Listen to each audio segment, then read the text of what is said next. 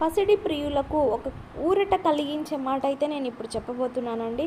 అదేంటని ఈ వీడియోలో తెలుసుకుందాం. సో ఈ వీడియోని స్కిప్ చేయకుండా ఎండింగ్ వరకు చూడండి. గత వారం రోజులుగా పెరుగుతూ వస్తున్న గోల్డ్ రేట్లు తాజాగా అయితే మళ్ళీ దిగొచ్చాయనే చెప్పవచ్చు. ఆ వివరాలంటే ఈ వీడియోలో తెలుసుకుందాం. అయితే గత వారం రోజులుగా పెరుగుతూ వస్తున్న గోల్డ్ రేట్లు తగ్గడం మొదలైంది కనుక బంగారం ధరల్లో పెద్దగా మార్పు కనిపించినప్పటికీ నిన్నటితో పోల్చితే నేడు గోల్డ్ రేట్లు చాలా తక్కువ ధరకే లభిస్తడం జరుగుతుంది.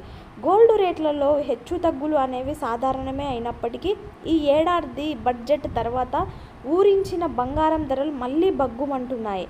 అయితే క్రమంగా గోల్డ్ రేట్లు పైకి చేరుకుంటున్నాయి కాబట్టి గత వారం రోజుల్లో చూస్తే గోల్డ్, సిల్వర్ రేట్లలో భారీ మార్పులు అయితే కనిపించడం జరిగింది. అయితే నేడు బంగారం ధరలు కొద్దిమేర దిగొచ్చాయి కాబట్టి నిన్నటితో పోల్చితే నేడు తులానికి 150 రూపాయలు తగ్గి గోల్డ్ రేటు హైదరాబాద్ మార్కెట్లలో అయితే 22 క్యారెట్ల తులం బంగారం 70,800 రూపాయలకైతే లభిస్తుంది. నిన్నటితో పోల్చితే స్వల్ప మార్పు అయితే కనిపించడం కూడా జరుగుతుంది. అంతేకాకుండా దేశంలోని అన్ని ప్రధాన నగరాలలో కూడా దాదాపు ఇవే రేట్లు కూడా కొనసాగుతున్నాయి. ఇకపోతే దేశ రాజధాని అయిన ఢిల్లీలో తులం బంగారం 70,950 రూపాయలకే లభిస్తుందండి.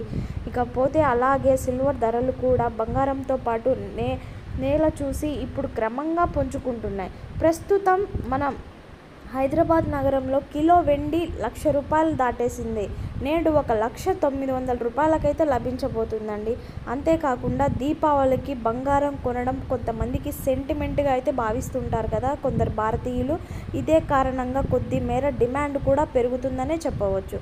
మరోవైపు అంతర్జాతీయ పరిణామాలు గోల్డ్ ధరలు పెరగడానికి బూస్టింగ్ కూడా ఇస్తున్నాయి. ఇవన్నీ లెక్కలోకి తీసుకున్నట్లయితే ఈ దీపావళి పండుగ సమయానికి బంగారం ధర 80,000 టచ్ చేస్తుందనే అంచనా వేస్తున్నారు ట్రేడింగ్ పంతులు.